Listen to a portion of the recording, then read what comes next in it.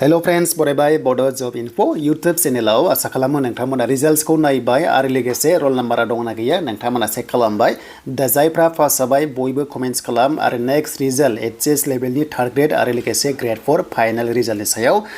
latest update नोंथांमोना लाबोदों आरो एमसीसी पस्टपन जाबाय नामा आरो बेनो जाबाय बीटीसी साख्रिया होमारसिगोन नामा दा बेनि सायाव जों सावरायगोन आरो डिग्री लेभेलाव स्किल टेस्टआ माखौ लागोन सोरखौबा टेस्ट लागोन माबादि गाइडलाइन्स दङमोन जों बेखौ नायफिनजोबगोन ओके दा बेनिखायनो भिडिअखौ नायग्रोजोब नोंथांमोना आरो जायफ्रा बड' जब इनफो अफिशियेल इउटुब चेनेलाव गोदान साबस्क्राइब खालामना लानो हागोन जाहाथे लेटेस्ट आपडेट नोंथांमोना मोननो हायो एन्ड बेनिफ्राय आसामनि साख्रिया 9 अक्ट'बराव रिजाल्ट मोनगोन एन्ड 10 अक्ट'बराव एपइन्टमेन्ट लेटारखौहाय खानापारायाव रानगोन अलमस्ट 50,000 केन्डिडेट्सआ मोननो हागोन दे जायनोखि आसाम स्टेटआव एडिआरइ आसाम पुलिस हेल्थआव नेगासिनो दङ एबा जिटि पिजिटिआव नोंथांमोना बेखिनियाव मोनहैगोन देन बेखौ दोनथ'नानै जों दायो सावरायनोसै बेनो जाबाय बीटीसीनि साख्रिनि सायाव दा बेखायनो जों थांगोन अफिसियेल वेबसाइटफोराव दायो जों फैबाय सिएसपिनि पर्टेलाव गोबांथार कमेन्ट्स खालामदों रिजाल्टखौ मानो अनलाइन होआ होननानै स' बिथांमोना अनलाइन होआ नाथाय एडमिटखौ बेयावनो मोनगोन सेकेन्ड स्टेजनि थाखाय बेनो जाबाय भाइभा टेस्ट एबा स्किल टेस्टनि थाखाय डिग्री लेभेलाव दा बे डिग्री लेभेलाव माबादि पस्ट दंमोन आरो लोगोसे माबादि गाइडलाइन्स दंमोन जों बेखौ एसे नायफिनगोन जाहाथे आइडिया मोननो हायो थ' बेखौ दोनथ'नानै जोङो रिजाल्ट सिटखौ एसे नायफिनबावनो जाहाथे नोंथांमोना बेखौ मिन्थिबावो दा बे जाबाय रिजाल्ट सिट नोंथांमोना मोनदों आरो बेनो जाबाय डिग्री लेभेलाव जायनि नोंथांमोना मा अफलाइनबो खालामदोंमोन बेनिफ्राय अनलाइनबो खालामदोंमोन दे बे पस्टआव देन बेनिफ्राय टटेल पस्टखौ जों दा काउन्ट खालामाखै नाथाय अलमस्ट 400नि खाथियाव थानांगौ आरो लोगोसे बेखौ नायोबा नोंथांमोननिया नै 2330 बेखौ लांनाय जादों अके देन बेनिफ्राय डिग्री लेभेलनि बेयाव अके बे जाबाय टेक्निकेल नङा एन्ड टेक्निकेला एक्सट्रा पस्ट दङ बे एक्सट्रा फैगोन देन बेनिफ्राय बेखौ नायोबा बे सेलेक्शन प्रसेसआव मा लिरदों जों बेखौबो दायो नायनो दा बेवहाय बिथांमोना लिरदों जे बेनो जाबाय जायनोखि प्रोफेशनेलि क्वालिफाइड जाबाय रिटेन एग्जामाव अब्ला बिथांमोना मा स्किल टेस्टआव लिंहरगोन बेनो जाबाय कम्पिउटार टेस्ट दङ अके देन बेनिफ्राय अरेल टेस्ट दङ दा बेनो जाबाय सिएसपिआ बेखौ नटिस होगोन नाथाय मोनसे बाथ्रा बिथांमोना डाइरेक्ट बेयाव मेनसन खालामनो हायाखै डेटखौ अके माने सिगांना खालामोमोन दा खालामनो हायाखै बाथ्रा जाबाय एमसीसीआ नांमारगोन नामा अके स' एमसीसी नांबाथ' जानाय नङाना बेखायनो बिथांमोना बाव दायो मेनसन खालामाखै जुदि एमसीसीआ जुदि पस्टपन जायोबा बिथांमोना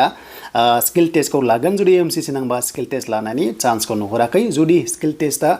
पस्टपन जायोबा हमना ला नैबे नभेम्बर आरो डिसेम्बरावसो जानाय चान्सआ दङ अके बेनो जाबाय जुदि एमसीसी नाङोबा अके बेखिनिखौ जों हमना लाथ'दों जुदि एमसीसीआ जुदि लेट जायोबा दा सर्सआव मोनबावदों बेनो जाबाय 3 अके 3 सेप्टेम्बरा जुदि एमसीसी नाङोबा बिनि सिगां स्किल टेस्टखौ दा बावै लानानै थ' फाइनाल लिस्टखौ बिथांमोना होनो हागौ आरो नाथाय बेखौ दा फिक्स बुंनो हाया दा बे उननि बाथ्रासै जेब्ला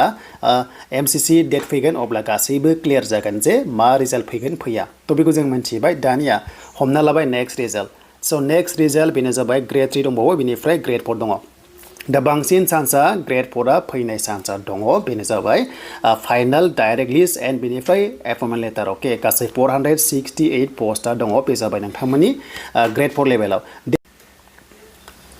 स' दानिया फैबाय नोंथांमोननि ग्रेड 3 लेभेलाव एचएस लेभेलनि ग्रेड 3 टेक्निकेल नन टेक्निकेला माब्ला मोनगोन अके आरो बेयाव भाइभा टेस्ट दंना गैला दा नायदो जुदि एमसीसीआ जुदि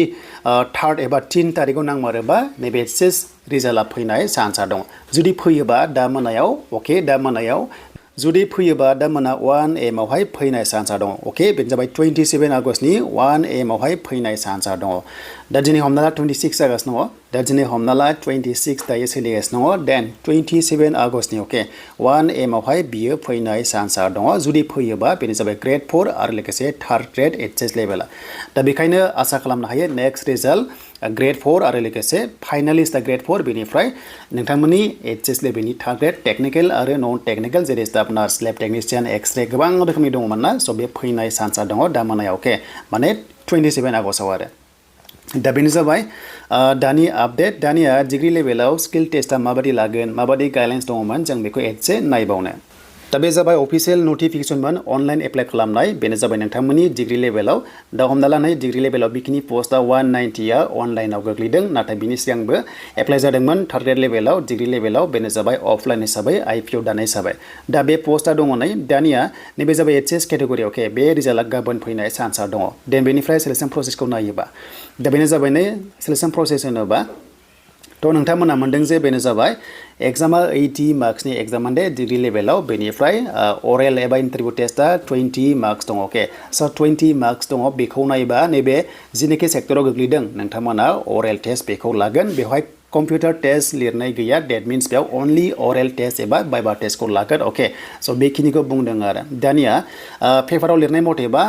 ओरैबायदि जायो स्किल टेस्टआ खायसेयाव लानोबो हागौ नाथाय आंनि बायदिबा जोंनाखि 2000 प्लास केन्डिडेट्स लेंहरदों अब्ला आं सानो कम्पिउटार टेस्ट लानाय नङागोन डाइरेक्ट बाइबा टेस्ट लानाय चान्सआ दङ बे बाइबा टेस्टआवनो कम्पिउटार नलेजखौ सोंनाय चान्सआ थायो अके एबा सोंखायो दा जियानो जा बेखिनि नोंथांमोना बेखौ नुबाय देन जोङो 372 पस्टबो दङमोन ना अफलाइन खालामनाय जों बे नटिसखौबो दायो नायफिनबावनो दा बे जाबाय 372 मोनदों नोंथांमोना बेयावबो डिग्री लेभेल गोबां रोखोमनि दङ नै नोंथांमोना एलडिए मोनदों बेनिफ्राय गोबां रोखोमनि पस्ट दङ दा बेनि सेलेक्शन प्रसेसखौ नायोबा जों बेखौबो मोनथिगोन बेनो जाबाय नै इन्टारभिउ स' इन्टारभिउ जाबाय नोंथांमोना बेनो जाबाय रिटेन एग्जाम बा इन्टारभिउ होनना बुंदों अके अब्ला बेखौ लायोबा स' ओरैबायदिनो खायसे खायसे पस्टआव कम्पिउटार अपारेटर दङना बिथांमोनखौ हले कम्पिउटार टेस्टखौ लागोन आरो अके 100% लागोन नाथाय खायसेखौ बाइबा टेस्टआव लासिगोन खायसेयाव माने स्किल टेस्ट गैया खायसेखौ बाइबा टेस्टआव लागोन आरो बुजिबायना नोंथांमोना क्लियार जाबाय जाय जबा माने कम्पिउटार रिलेटेड दङ स' बिथांमोनखौ जेरै एग्जाम्पल कम्पिउटार अपारेटर दङना बिथांमोनखौ हले डाइरेक्ट कम्पिउटार टेस्ट लागोन आरो अके बेखिनिखौ बुंनाय दङ दा बेखायनो टेनसन लानाङा जास्ट बाइबा टेस्टनि थाखाय नोंथांमोना प्रेक्टिस खालामबाय था मेनलि अरेल टेस्ट लानाया बांसिन पस्टआव लागोन आरो खायसे ओरैनो मिनिमाम पस्टआव स्किल टेस्ट लागोन जेरै स्टेन'ग्राफारावहाय स्किल टेस्टखौ लागोन सर्ट हेन्ड टेस्ट लानाय जायो हमना ला 80 वर्ड्स पर मिनिट इंलिसाव लिरनाय बेबायदि खालामो